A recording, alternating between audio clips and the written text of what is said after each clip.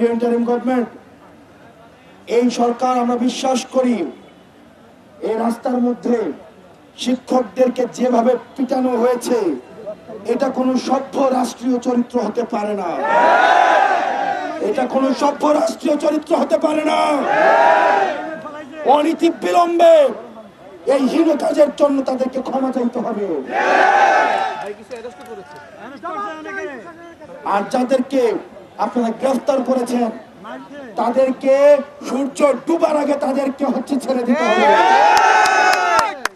প্রিয় শিক্ষক সমাজ, আপনারা আমাদেরকে তৈরি করেছেন, ক্লাসে পড়িয়েছেন। বাংলাদেশের 30,000 শিক্ষা প্রতিষ্ঠানে অন্তত বাংলাদেশে 8 থেকে 10 লাখ শিক্ষার্থী সারা বাংলাদেশে পড়াশোনা করে নিরলস ভাবে আপনাদের বেতন আপনারা, আমরা জানি মন থেকে, আমি জানি আপনারা কষ্ট থেকে হয়তো এই কথা বলেন, কিন্তু ছাত্র যখন আমার বলে ঠিকই আবার ক্লাসে আপনারা পড়াইতে যান, আপনারা পড়াইতে যাবেন, এটা আমরা জানি।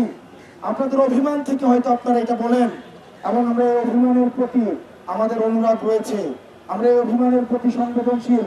কিন্তু কোন শিক্ষককে আপনি দেখবেন না, আমরা দেখেছি প্রশাসনিক কিভাবে সিন্ডিকেট তৈরি করা হয়েছে, প্রশাসনের প্রমোশনের জন্য যেভাবে প্রমোশনের জন্য সরকারের সময় যেভাবে প্রমোশন করা হয়েছে, আমরা কখনোই এই শিক্ষকদেরকে গলা চেপে ধরতে দেখি না এই রাষ্ট্রের।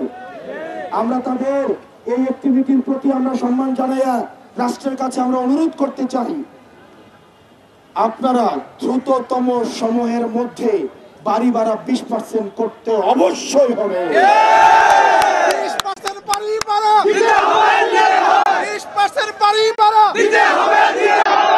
স্বাস্থ্য উপদেষ্টা আমরা বানাইছি দেশের স্বাস্থ্য সংস্কার করার জন্য, কিন্তু মজার বিষয়টা দেখেন, উনি যখন অসুস্থ হয় উনি চিকিৎসা দিতে না,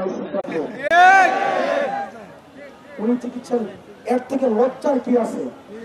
উচিত ছিল আমার জনগণ যতক্ষণ না পর্যন্ত সুচিকিৎসা পাচ্ছে, আমার জনগণ যে চিকিৎসা ব্যবস্থায় চিকিৎসা নিচ্ছে, আমি যেহেতু এই চিকিৎসার দায়িত্বে রয়েছি, আমি অবশ্যই ওই চিকিৎসা কার্যক্রমের আমি নিজে অংশ হব। কিন্তু আমরা দেখলাম নির্লজ্জার মতো তারা সিঙ্গাপুরে চিকিৎসা নিতে যায়, নির্লজ্জার মতো তারা বিদেশে চিকিৎসা কার্ড করাতে যায়। তাদেরকে 1500 টাকা দিয়ে বাধ্য করেন। সরকারি চাকরিজীবী যারা যারা রয়েছে, ফার্স্ট ক্লাস চাকরি করে যারা মন্ত্রী রয়েছে, তাদের জন্য নিয়ম করে দেন তারা বিদেশে চিকিৎসা নিতে চাইতে পারবে না, সরকারি হসপিটালে চিকিৎসা নিতে হবে। তাহলে যে 1500 টাকা আমরা যেটা দাবি করছি তাহলে আমরা সেটাই মেনে নেব।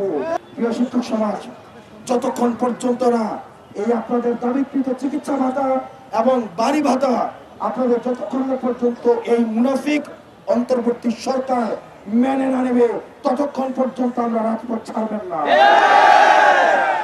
এটা কোন রাষ্ট্রের কাছ থেকে কোনো ভিক্ষা নয়, রাষ্ট্রের কাছ থেকে কোনো আপনারা অনুদান চাচ্ছেন না, রাষ্ট্রের কাছ থেকে আপনাদের অধিকার।